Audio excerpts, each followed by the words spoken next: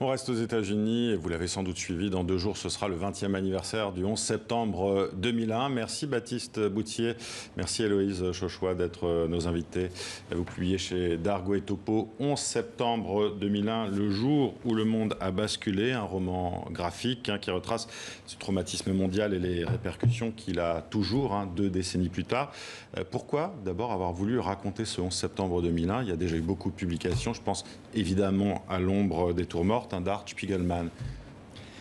L'idée de départ, c'était de raconter cet événement et de raconter aussi comment il a fait basculer le monde, comme le dit le titre, à un public jeune, les adolescents, les jeunes adultes, globalement les moins de 25 ans, disons, qui soit n'étaient pas nés, soit étaient trop jeunes au moment des attentats du 11 septembre pour s'en rappeler, pour bien comprendre ce qui s'était passé ce jour-là et pour bien comprendre aussi comment le monde dans lequel on vit aujourd'hui, ils vivent aujourd'hui, est considérablement façonné par ce qui s'est passé ce jour-là et par tout un tas de conséquences qu'il y a eu après cet attentat.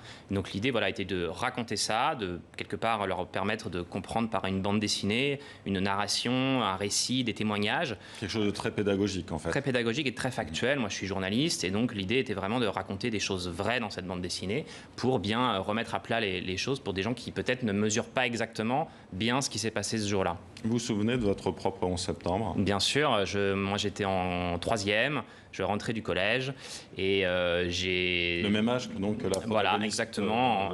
Dans votre parce livre. que donc la narratrice effectivement a 14 ans dans la bande dessinée, ce qui est un peu l'idée aussi, et c'est un mélange un peu des souvenirs d'Héloïse, de mes souvenirs à moi, de souvenirs de nos proches, de comment était notre façon de recevoir cet événement-là. Et donc oui, je rentrais du collège, je suis arrivé chez moi et je me suis rendu compte à la télé qu'il y avait ça.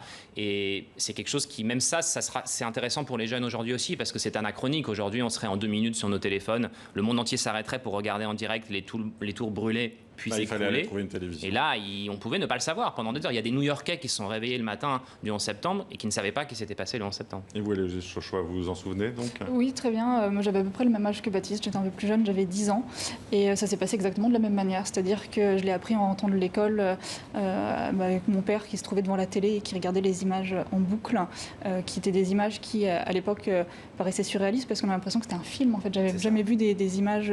C'était très traumatisant. Tout à fait, ouais, c'est... Même pour des enfants.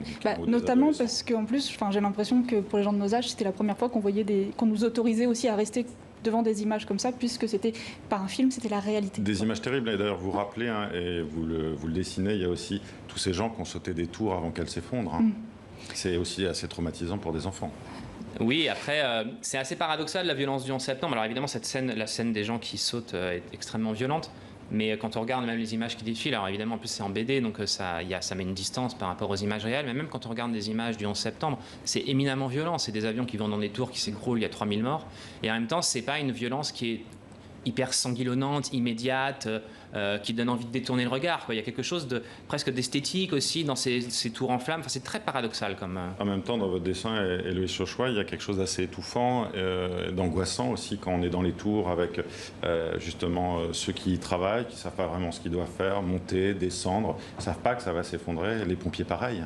Tout à fait. Vous avez créé ça. C'est ce qu'on a essayé de mettre en scène, notamment dans ces 2 parties-là, à la fois quand on suit Brian et Stanley, qui descendent des tours, en effet, qui sont dans un environnement où au début il n'y a pas de lumière, tous les bureaux sont dévastés, et avec les pompiers qui montent pour essayer d'éteindre l'incendie, ce qui paraît absurde rétrospectivement.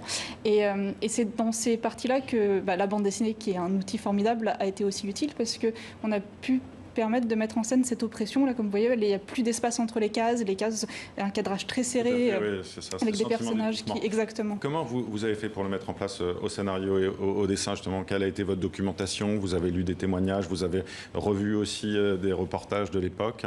Oui, ça c'était plutôt mon travail à moi, donc scénariste et journaliste. Effectivement, j'ai rassemblé énormément de documentation, j'ai relu énormément de témoignages, y compris beaucoup de coupures de presse d'époque, le film des frères Naudet, plein de vidéos qui peuvent exister. Voilà, pour un peu rassembler tout ça, trouver des témoignages qu'on a racontés dans la BD. Et on a privilégié des témoignages très étayés, recoupable, dans lequel on avait, si possible, rien besoin d'inventer, y compris graphiquement, y compris dans le dessin, pouvoir vraiment savoir exactement où étaient les gens, ce qu'ils faisaient, parce que c'est important quand on fait une BD documentaire comme celle-là d'avoir un propos qui soit journalistique, donc factuel, mais aussi d'autant plus quand on parle du 11 septembre. Voilà, il y a évidemment eu tout un tas de théories diverses et variées sur le 11 septembre. Vous y revenez d'ailleurs, hein, justement, dès le départ, sur ceux qui vont dire c'est un complot, c'est les Américains eux-mêmes qui ont lancé les avions contre eux. Enfin, vous évoquez c'est tout. Évoqué. Voilà. Après, ça fait partie du 11 septembre, en fait, quelque part. C'est une page du 11 septembre, donc c'est impossible de ne pas l'évoquer. Néanmoins, c'est pas non plus, on rentre pas dans les détails. Non, bien sûr. À la limite, il faudrait une BD entière sur les théories du complot pour voilà. Mais oui, évidemment qu'on en parle, parce que c'est impossible de ne pas en parler. Quelque part, le complotisme qui aujourd'hui est sur un peu tous les sujets, il a été, l'acte de naissance du complotisme façon 21e siècle, c'est clairement le 11 septembre aussi. Alors vous évoquez aussi les conséquences graves pour les libertés individuelles jusqu'à aujourd'hui, évidemment, le Patriot Act américain qui laissera donc la NSA espionner n'importe qui dans le monde. Edward Snowden est cité. On voit bien que rien n'est vraiment noir ou blanc. Vous expliquez plein de choses aussi. C'est ça aussi, à mon avis, le but de cette bande dessinée, non? Tout à fait. Dans la première partie, on raconte la journée. Oui, c'est très factuel. Du 11 septembre à différents niveaux, avec différents points de vue des différents protagonistes. Et la seconde partie de la bande dessinée s'attache à raconter plus factuellement en tout cas, les conséquences du 11 septembre sur le monde, et notamment puisque nous vivons dans un monde qui est profondément touché par ce qui s'est passé. Et notamment, puisqu'on en a parlé, c'est comme sa destination des adolescents, afin qu'ils puissent se rendre compte qu'il y a plein de choses au quotidien qui sont là à cause du 11 septembre, que ce soit des choses aussi infimes que le fait qu'il y ait des barrières devant les écoles, à des... oui, parler de Vigipirate, voilà, qui perdent. C'est vraiment très à l'échelle internationale. Ce qui s'est passé en Afghanistan tout récemment avec les talibans le rappelle. Et ça, c'est lié à l'intervention américaine en Afghanistan à peine un mois après les attentats du 11 septembre. Mais aussi, voilà, le plan Vigipirate, les poubelles qui sont transparentes ou scellées en France. Vivre avec les attentats aussi. Vivre avec les attentats, exactement. Avec en ce moment le procès du 13 novembre. Donc voilà, tout ça. Et en fait, c'est des dominos qui ont succédé au 11 septembre. Et il y aura peut-être encore d'autres dominos. Sûrement même. Merci Baptiste Bouttier, merci Héloïse Chauchois d'avoir été avec nous. Merci à vous. Merci je rappelle donc votre livre 11 septembre 2001, le jour où le monde a basculé, est publié chez Topo et chez Dargaud. Merci d'avoir été avec nous sur TV5.